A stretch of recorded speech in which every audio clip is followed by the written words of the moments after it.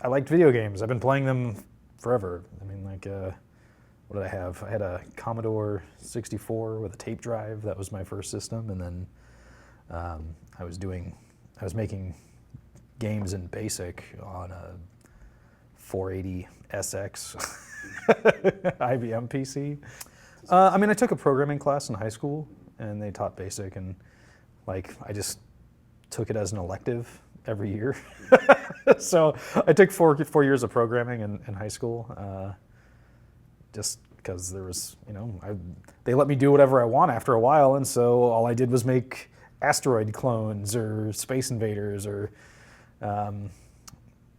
right at the end there, my friend and I were making, we really liked point-and-click adventures, and so we were making a Hobbit because, we were dumb kids. We didn't have our own ideas. We were just like, wouldn't it be cool if the Hobbit was a point-and-click adventure?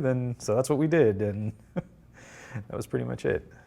Like I was already starting to do 3D modeling back then, just like with some CAD programs and whatnot. And did you already like working with your hands, making like physical objects? yeah, I've been doing that forever. Matter of fact, sculpting, if I was going to say like that is my medium, it'd probably be sculpture, whether that's like clay or metal or anything like that.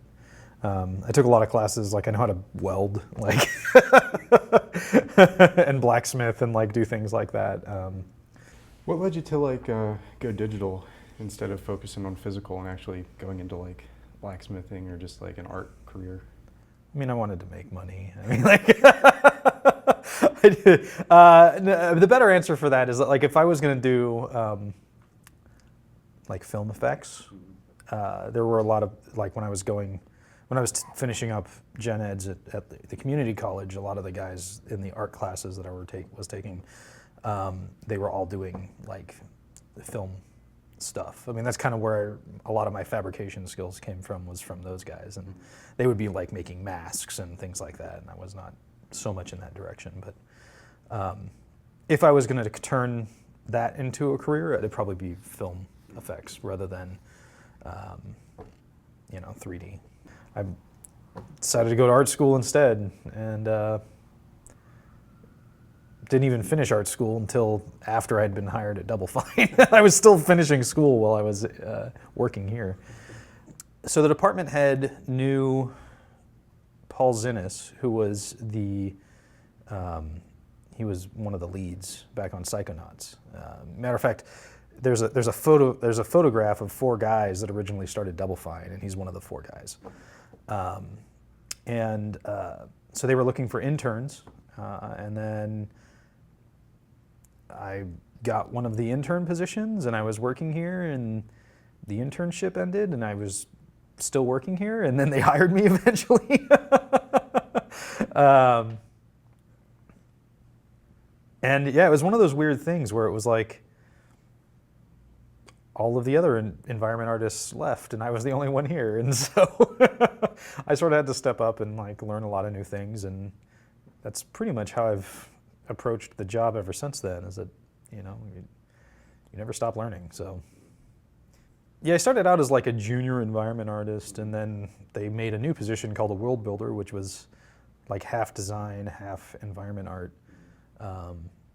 mostly because of the systems they had set up for Psychonauts. It was really difficult for 2 people to work on one file, and so a lot of what happened was all the designers were doing was telling us what they wanted us to change, and then we would do exactly what they were doing, and so it ended up becoming redundant.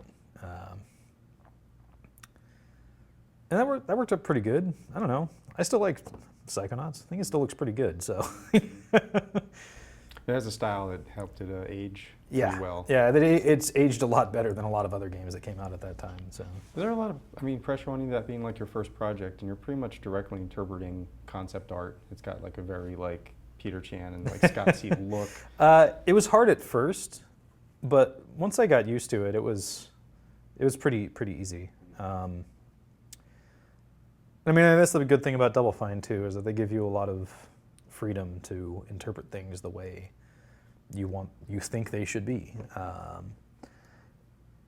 And for the most part, a lot of the shapes, it's more about how like the shape is rather than copying exactly what they have there especially because a lot of the Peter Chan art, like it's very well rendered, but it's also very haphazard the way it's laid out on a page. It's not like you can take that page and then convert it directly to the game. You have to take elements of that, rearrange them, and scale them properly for the world and everything else. And sort of like once I realized that, that's when when it clicked, and it was really easy to take anything that Peter gave me and put it into the game, because there's like usually there's like one or two things that if you're going from a piece of concept art, there's like two key things about it that whoever created the concept art wants to see in the final version, and it's sort of like predicting or interpreting what they think those two things are. That sort of sell that style or that look in the game. These are great drawings, but they're also very low fidelity. The game is, not quite as forgiving as a canvas is sometimes, especially when you need to get a lot of detail in here, and we can't just sort of, like down here. That's sort of, you can sort of just scratch that in and be done with it, because your brain interprets it. But when things are moving and in 3D and like real lighting, you tend to notice stuff that's missing or not there. It's sort of like a suggestion of what the object is, but that's sort of up to me to take that suggestion then and like actually interpret into what the full model is actually wearing inside of the game. So, as you can see, there's not a lot of detail here, especially in their chest. Like, there's literally nothing, and the back. Like, I can't, his arms are covering it. A lot of that I have to interpret myself. So you have these two guys here, and a lot of what was important, or like what I was taking away from this surface, was that, okay, so there's like this split down here. So obviously it's like some sort of hard encasing armor. And a lot of what's behind the cloak doesn't really matter, which is why it's sort of black back here. But it has some surface detail because you'll see it as he's running around. And then on top of that, I was grabbing parts of the creature that this was built from in the game and actually using it. So like the swapper character, the big blue creature. This is actually his upper torso that I fused into this guy and shrunk down because he's a lot larger than these dudes. So that's his upper torso and chest, and then I just tried to get some, call back to how these legs, because they're the most defined thing about this drawing, is that the legs have a very, they've got these like sort of darts that come out here that could possibly be things that are attaching in here, like bolts or something like that. And so I just wanted to bring that into this side so it would look like it was all part of the same thing. And the character has to reach across to hold this bazooka crossbow thing, and so there's no armor here because he has to move his arm through that area. And that's sort of how most of the interpretation comes when I'm looking at these guys. And that worked out pretty good. And a lot of the things that became difficult in Psychonauts was not so much the look, but it was more like the layout. Like, how do we make this an actual game? Because I think there was definitely a lot of like, we definitely know how we want the game to look, but how do you game? Like, how do you make this a game? And so that was a lot of fun. It was a lot of fun, like learning by the seat of my pants. Like, I had a lot of the technical skills, but they don't really teach you how to do that at school. Like there's no like art interpretation class at school. You have to learn that on the fly. But with like Psychonauts running on for so long, like, did you end up having to go back to retouch a lot of that stuff as you learned more things? Well, we rebuilt the thing from scratch 5 times. So the version that you see is iteration 5. Like, in all the previous ones, we threw away everything. The first 3 versions we had designers, and they were the ones who laid out the levels. And then version 4 and 5 were the ones that I put together. And they weren't thrown away because they were terrible. They were usually thrown away because, one, the course of the whole game changed, which was very common at the beginning. And then 2, there was something very specific about the level that they wanted to convey. And then, so basic braining, it's just like simple platforming. And a lot of the earlier versions didn't have all of the platforming mechanics in it. And then, so the final version, they're like, okay, here's a list of all of the things that the player needs to learn how to do, which was like, you know, jumping, double jumping, climbing ladders, climbing ropes, the cantilevers, the little swings, the actual trapeze swings, and then sliding on rails. And then melee combat. All of those things had to fit into basic braining. And the previous versions had one portion of that, right? Like, I think the 4th version didn't have any. There was no rail sliding in the game at all. And so the earlier versions didn't have any of that. It didn't have any of the melee combat because our melee, originally Raz only had the Psyblast. He didn't have a fist that he could punch things with. And so there was none of that in there either. That was a lot of the stuff that Brad came in to work on? Yes. Yeah, he was the one who like overhauled the whole combat system. And a lot of the Psy powers too, like they were all part of his. A lot of those powers didn't even come into existence till close to the end. There was a few that we knew, like Black Velvetopia is probably the level that's endured the longest. It's the one that had, well, that's not true. Meat Circus has also had very little iteration, as we didn't actually build it until the very end. But Black Velvetopia was sort of like the vertical slice of the game, and a lot of work went into that whole thing. It's changed, but it's never been completely wiped away and then rebuilt. It was like as rough as it sounds. It wasn't as bad as a lot of other places, and I had a lot of friends in school who went to other places, and like the EA wife thing at EA and the crazy crunches that they went through there. Like a couple of my friends, they stopped working in games because of that, and so there were things like that going on right after Psychonauts, and there was also like a lot of, I mean, this place is pretty awesome. So, and you get a lot of.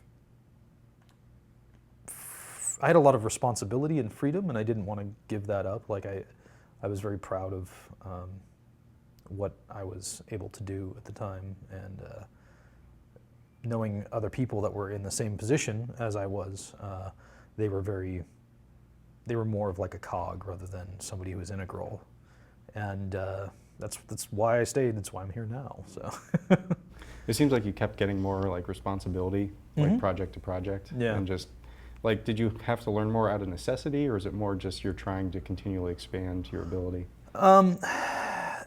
Well, I think there's two kinds, right? Like there's the technical knowledge, which, you know, any person who works in any sort of technical thing, that's what you do. You have to constantly stay on, you know, what's new and try to innovate yourself. But a lot of what I had to learn on the fly was a lot more of like managerial skills. Like on Iron Brigade, I was managing 11 people. I'd never done that before. I mean, my previous managerial experience was working at a video arcade and making sure people were coming out into work on time. Like, and I was the person that everybody complained to when the machine stole their token. Like that was it. So learning how to do that and like managing outsourced materials, like we outsourced some concept art, we outsourced a bunch of models because, you know, there were 3 modelers on the project. And yeah, it's a lot of the office sort of skills that you can never really teach any place. I mean, maybe they do in business school. I've never been to business school, so who knows? Like, but you know, there's like some office politics you have to learn, but definitely like organizational skills, all of those things, which I never thought were like super important. Like being organized yourself and being able to task yourself out is important, but I never had to do it with multiple people before, so that was a lot to learn. And what was it like continuing to develop like your skill set as the industry expanded and like techniques evolved and graphics got to be more complex? Like, Did you find it like an easy sort of adaptation as you were just like, oh, I can make this more complicated now? Or Yeah, I think the thing that really that I found the hardest about that was trying to convey it to some of the other people here. But when we started working on Brutal, I wrote a bunch of tutorials and I gave some presentations here about like what normal maps were, because those were like weren't a thing on Psychonauts. They'd just become a thing. Like ZBrush wasn't even in existence when we started working on Brutal. And like trying to, we have a lot of classically trained painters here. And so any texture you ask them to make, they're gonna paint in things like light and shadow and stuff like that. And then trying to explain how you have to separate all of those things into different layers now. And some of them you don't even put into the picture because that's what the renderer does, and that's what lighting does in the scene. That was probably the most difficult thing. I picked up, that's how I function, is like, if I don't understand something by just reading about it, I just bash my head against it until I learn how to use it. And I learned how to make normal maps work in like a weekend or two. It's pretty straightforward, but yeah. I think the thing is that there's that sort of like layering, right, where it's like you want to separate out the shadows and the light, and then your diffuse texture, for the lack of a better term, is just sort of like what the colors are, and then what the surface is defined by the rest of the properties in the shader. Like that part, if all you've ever done was paint, like that's the hard part, because it's not hard because it's like, oh, it's technical and whatnot. It's hard because that stuff is all natural to you, right? Like when you're painting something, you don't think about what it is. You just know what it is, right? Like if you're painting a guy, right, and he's wearing a coat or he's covered in like a burlap sack or something like that, you already know what a burlap sack is. The game does not, right? So like when you're making a shader and you're layering all of these things together, it doesn't know what the fuck burlap is. Like, so you're sort of stuck taking, okay, now I need to have a normal map that tricks the lighting into thinking that it's got surface detail, and then you have to, set up the specular properties. And back then we didn't have physically based rendering, so it was a little bit more archaic, but the same principles hold true, where it's like, everything has a slight bit of specular and it reflects light in a special way.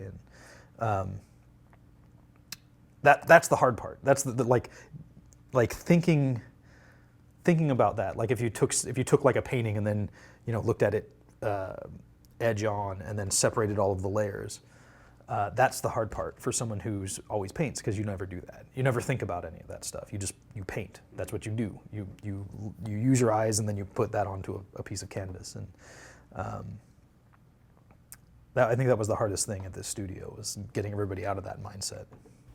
And what were some of the defining major advancements? Because you're saying that normal maps weren't a thing until around Brutal Legend. And well, they were in the industry, yeah, not at this studio. Yeah. Yeah. So, but just for someone who doesn't understand what that is in a texture sense, and what it means to apply that to a model, it started off of just textures, 2D textures. Yeah, and so you basically, the only way you could get fidelity in a game was you had two choices. Either you have a higher res texture or you have a higher vert count model. And doing it the vert count way can get expensive real fast. And so you paint things into textures. Like if you look at any old model, they'll have things painted onto them that would normally be 3D now, right? Like a belt pouch or any sort of detail on the surface of a character, and that was fine. I mean, that's how it was, because you could have characters that could only be 300 verts, and have a maximum size of a 128 by 128 texture. That was your character, and those were camera facing characters. I'm pretty sure the old Metal Gear Solid model, Solid Snake from the PS1 Metal Gear, was something like 250 verts or something like that, and he had a 256 texture for his body. It was or even lower than that. I think it was lower than that because he was really fucking low res. And now, you know, you have characters in games where they have 10,000 verts, and that's at their lowest level of detail, you know, in, you know, 2K, multiple 2K textures, and, you know, all the extra bells and whistles. And so right around Brutal, that's when we started using normal maps on a lot of our characters, and then ZBrush actually is about halfway through Brutal. That's when that ZBrush came out, and we started using that. What did ZBrush allow you to do that was sort of new? What that allowed you to do was sort of have an actual 3D model that's really high res, and then you take that high res model and you project it onto a low res mesh. And what that produces is a normal map that's perfectly mapped to your lower res mesh, but that has incredible fidelity and all of the lighting tricks that you need to display a object, to fool someone into thinking that an object's much higher res. Doom 3, I think, was the first game that actually really used that to great effectiveness. They were the ones who kind of showed everybody else that, like, hey, you can do this shit. And then once that happened, I mean, you know, that's been pretty much the standard ever since then. And I think the first model that we actually did that with was the flail head in Brutal, and Raz painted up a bunch of, I think that thing's got like 68 abs or something. It's totally ridiculous. But yeah, that was the first, and then, you know, we redid all of the characters. I think we learned our lesson from Psychonauts, and we didn't redo things 50 times, but we did overhaul the characters at one point. They all got a ZBrush pass, and so a lot of the large environment objects, the landmarks as we called them, got ZBrush pass as well. That big skull pile at the very beginning of the game definitely has it. I think that was like the example model that Lee did. The very first iteration of ZBrush was, it was really fun to get a high-res mesh, but it was also, their UI was terrible back then, so using it was a chore. It was like, I don't want to say it was like using a CAD program, because, but it was daunting. And some of the ways they have their terminology set up, and the way their workflow is very counterintuitive, at least to me. But it's much better now, and, like, you know, as with everything, I think they're on version 5 at this point. And that's a pretty standard tool in the industry now. It wasn't back then.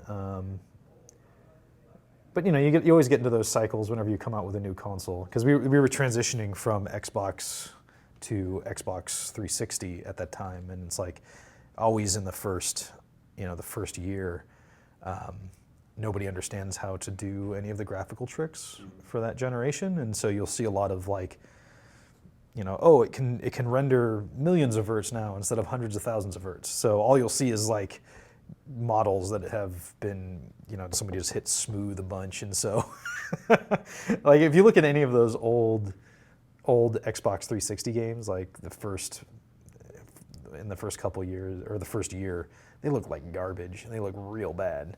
And then you know, then someone will come out with something that's amazing, like Gears and Halo 2. I think were the two at the time that were considered the best looking ones, and, you know, people's minds get blown. And then, you know, on the PS3, you have the first Uncharted 2 that blew people's minds as well. Mm-hmm. So this makes me think of Cameo. Yeah, Cameo is the exact example of that, where they're like, we don't, whatever, smooth, and so everything looks weird and rubbery. Perfect Dark Zero was the other one, where it was just, those were unfortunate models, but, you know, that was the time. And even with, like, Massive Chalice's art style, which is, like, a little different, like, yeah, all that stuff I said about normal maps, I'm not using them on this game. But yeah, I mean, making things that are stylized it's always interesting because it seems as if it's going to be simple, but normally if something is stylized, it takes longer because you're reinterpreting everything. You know, if you're like realistically rendering the game world, there's a lot of things you just sort of get that you don't have to worry about, right? Like a tree is a tree. You know, if you say this guy is fighting these aliens in a pine forest in the Pacific Northwest. Okay, that's really easy to interpret because you just get a couple pictures of pine trees and you build them and, you know, you make it look like, you know, Southern Oregon, done. Like, that's really simple. But when you say, you know, this is an ocean that used to be full of water, now it's dry and everything is petrified and you have like weird coral trees and like nothing is normal, right? And so even though the style might be simpler, the stylization of the game might make creating the models a little simpler. You're having to interpret literally everything in the universe, and nothing is standard, right? Because then it stands out. If I made a pine forest in Massive Chalice, it would look strange because there are no pine trees. Like that, the concept of what a pine forest is doesn't exist in this world. So. It's sort of like a juggling act. Like how much do you interpret the style, and how much do you just sort of try to sneak in stuff that you already know? It's like if you're like lighting a stage in some sort of weird minimalist scene, you can't just like not put anything there and say it's minimalist because then it doesn't make any sense, right? And so it's like understanding how all these components fit together in a way that one makes it look like we know what we're doing and it's not just we're putting low poly models into the game. And then also, you know, like trying to keep a sense of style throughout the whole game, and trying to keep that thread consistent because, you know, as an artist, you always want to make something look as good as it possibly can, but the style might dictate that something doesn't have as much detail as you would want to actually put into that model. I know that's something I constantly struggle with on this, where I'll start working on something and I'll be like, oh, then it needs this and it needs this because, you know, it's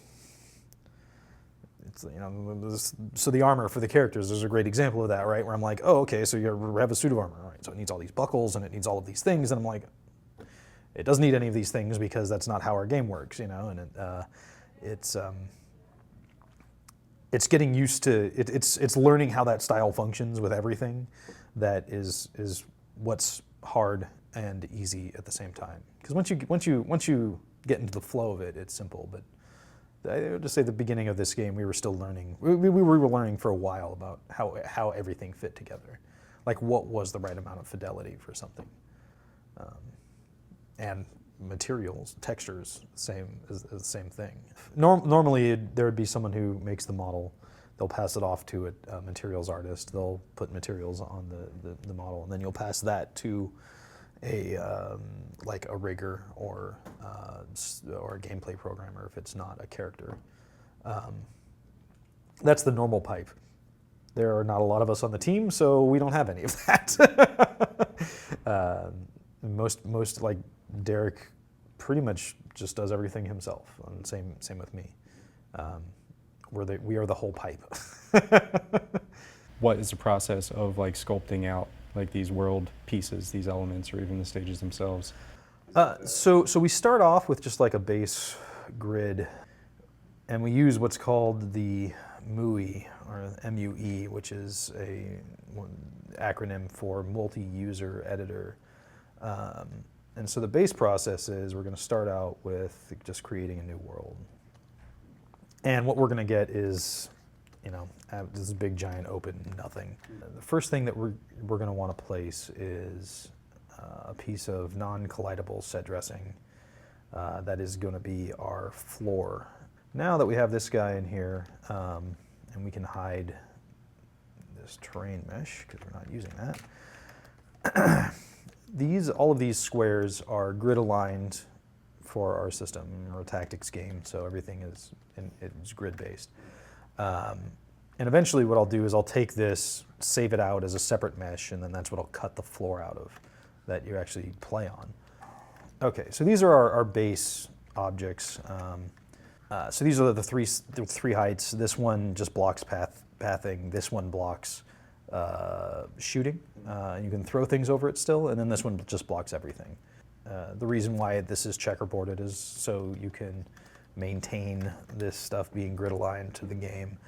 The way it determines the actual level size, it'll look at the extent of where these objects exist, and then it'll create a box around it. So a lot of times we'll be like, okay, this is sort of a large map, so where we're going to put these out here, and we'll put one at each corner.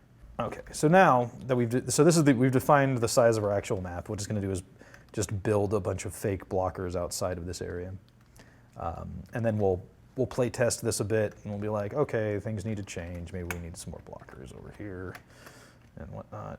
You're just sort of testing out how all of this stuff works, and then once you get the gameplay elements the way you want them, we go in here and we're going to choose. Let's say we're working on a dry sea map, and this is what our tile randomizer is. I actually wrote the basis for this, crazy enough, and then Adrian made it actually look good and functional. But I gave it the bones, which I haven't done in a long time, which is kind of fun. So what this is going to do is it's going to look in the folders that we've created for these different regions, right? I have the dry sea selected. It's going to look at all of the different types of blockers that we have in there, and then what it's going to do is just sort of randomly distribute them among the blockers that already exist here. So if I hit randomize, it's going to go through and then create all of these guys. And so we can sort of do a direct correlation between where the game objects exist and then what the visual objects are. And for the most part, we've tried to keep it consistent. So unless it's a massive object, which we're calling a hero object in the level, it's comprised mostly of these tile set objects. And then once we get this built out, that's when I'll go in and take that floor and then rebuild the floor to match the gameplay space. So this is the base salt stack level. There's all of these different pieces and the bridges and whatnot, and this exports out as one whole mesh. So this is the play space that you're actually on. Now there's more details in the actual level because I'm shoving a bunch of extra junk on the outside here, so it just doesn't fall off into nothing. But this is what ends up happening. And all of this comes from that one map. You can see how it matches the surface of this guy. I like to things be organized for the most part, and so this was the best way for me to do it, and it works out well. It actually, this process is pretty quick. Making it look good is a separate thing, but the most uniform is the stuff that the players actually walk on. I tried to keep that as grid-like as possible for gameplay reasons. But a lot of this I've just built on from hand and trying to make it look interesting, and also build it kind of quickly. As with any artistic endeavor, you want to spend more time on something than you actually have, and try to keep things sane as well. A lot of these weird little spaces here are mostly because I'd forgot to fill in that space, and so I covered it up with some boards, and so now when a player stands there, they're not floating. Like, how much different is the process of creating a character? They're easier, actually. I think the characters are probably the easiest things to build in this level. I mean, a lot of them are they're not as detailed as like let's say like a hero character would be. Mostly because we have a lot of characters in the world, and they're impressive, but nobody is unique, right? Like there's no one model that is special that's the only time you ever see it and it exists in the world, because these, you're talking about generations of people and you're seeing their whole family line and whatnot, and if we look at like one of the characters here, the most difficult part comes in like sort of organizing it. Each character has a lot of things that it can have on its surface. So this hunter here, what this file is going to have is all of his parts. And so once I unhide everything and it stops freaking out. So now you get to see all of his different meshes sitting on top of each other and all of his facial hair and everything like that. Is it kind of like layers in Photoshop where there's just all these things sitting on top of each other? Yeah, that's exactly what it's like. So what we have is called an accessory system. This group here is pretty much just his eyes. You can see that there. But this group here is everything else. So, and you can see that goes pretty on. This is so to get even deeper, this is his skeleton and his control skeleton all on this side here. And that goes on forever. There's a lot of constraints. And so these are items that can be turned on and off? Yes. And there are just really that many? There is a lot of, I made a lot of stuff for this game. But so all of these things that I'm highlighting now are the different hairs and facial hairs that the character can have over the course of his lifetime. A lot of it is just sort of going through and, like, hey, this is, that's what this guy looks like with this hair, and making sure it fits. And there's an analog for each age. So as the character is younger or older, that same haircut, which one was that? I can't remember. So this one? I don't know, we'll look at this one now. Yeah, so this hair D is going to have an old hair D analog. So the old version, it's getting a little thinner, a little bit more receding and whatnot. And so each character has 8 hairstyles, and then each hairstyle has like an age range. So there's a young version of that hair and an older version and an older version. And the same goes for facial hair. None of the young kids actually have any facial hair, but there is an analog for old and middle-aged as well. There's the armor and the gear that they can wear. The base armor, since there's multiple versions of the armor, I've broken out into the body and the actual armor. So we can see what the character is. So this is the character without any of his gear on, and then that sort of layers in on top of it. And when it loads that character in, it's going to load what's called a outfit file, and that sort of defines what's being shown and what's not. All of it's bound to the skeleton. So that information is all contained inside of the character. So, if it's not bound in the game, it's probably because I didn't bind it to the character, or something screwed up there. So, well, like the rig is something else entirely. Yes. And so yeah, explain what the rig is. So the rig drives the verts. If you don't have any rig, it's just going to be a static object in the world. It's not going to move. You can modify that with code. Because they're all of its numbers, even the vertexes, they're just points in space, and those can be modified. But to do the character, you're going to build a skeleton, and you can see that here it's all of these like sort of pinkish looking things. Those are literally bones inside of the character, and each one of those drives a grouping of verts around it. You can see here he's got his leg, and it's sort of a weird puppet, but there can be sort of a gradient between the different the vertexes they're attached to. So you can have a solid mesh, and it will bend in spots and whatnot, because it's not, there's not 100%. It's sort of like the vertex painting on the surface. For the texture blending, a vertex can be influenced by two bones, multiple bones.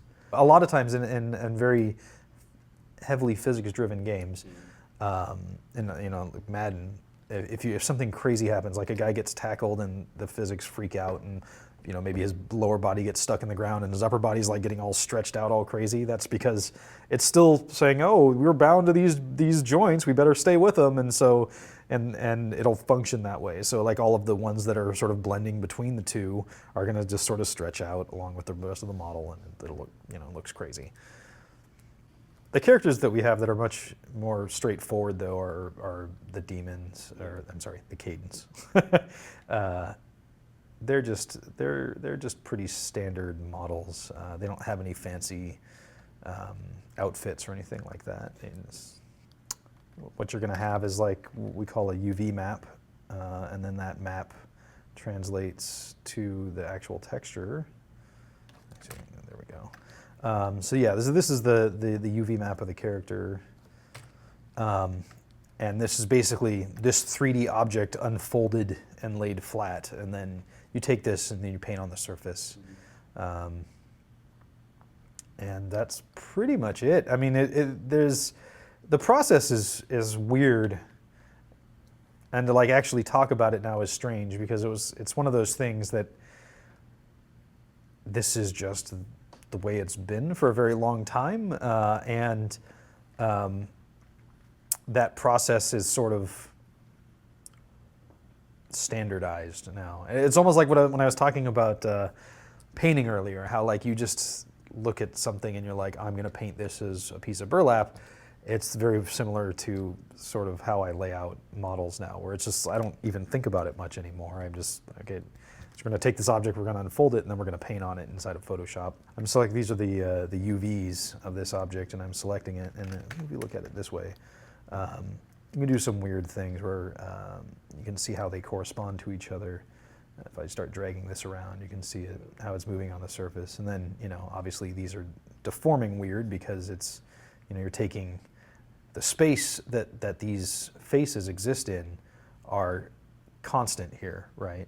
But in this map, I'm sort of stretching them all out. So this space that the UV space that they're using, they're basically taking all of this information here and like squashing it into this tiny space, and it looks like garbage. That's why you want to keep your, that's why when you're making these things, you're trying to chop them apart with the least amount of stretching as possible.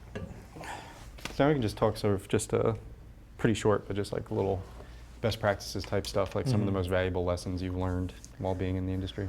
Well, the first one is just keeping everything clean in your files. So like you can, especially with some, well, you're not looking at my screen anymore, but as you saw with like the character, how there were just a ridiculous amount of things in that folder. If you don't have everything named properly and organized well, when something breaks, which it inevitably will, you're going to be spending most of your time sort of just digging through everything. If you get an error that says, polysurface 64 has something wrong with it, that means you're just going to be looking through each one of these surfaces until you find it. And that sucks. And if it's just you working on that, that might be okay. But when you're working at a company, you have to pass it off to other people. And the last thing anybody wants to do at like 3 a.m. when they're fixing bugs is to dig through someone's file and try to fix some sort of crappy graphical glitch. And it takes them twice as long because you didn't name your things properly. That is the most important thing. That's pretty, I mean, that, and then just like always trying to learn no matter what, like even if it's not applicable to your job, keeping up with what is current is super important. Because it might not be on the project you're working on now, but Tim might go, I want to make the most photorealistic rendered Psychonauts. We're gonna make, we're gonna make Raz look like a human boy, and he's gonna have tears and sweat coming off of his skin all the time, and it's like, oh, okay, and you don't want to say, I can't do this. You have to hire someone to do that, because that's bad. So you always have to learn as much as possible. That's no matter what. And I mean, work's hard, but I still go home and I work on things at home. I work on things in my own time. They're not always 3D projects, but yeah, you can just never stop creating. And if you don't like doing that, maybe that's maybe you should be doing something else, and that's not a bad thing, like, because you don't want to hate what you do. I couldn't do this job if I hated it. You have to love it. You have to have passion for this stuff. That's also why things take a long time, is because we are passionate about it, and I don't want to put a pile of crap out there. Yeah, I mean, that's pretty much it. Keep things clean. Never stop learning. Those are the two most important things that I've ever learned working anywhere. And also be a good human being. You can't, especially when you're on a small team. Everybody has to be friends. You can't hate each other, or it's just bad.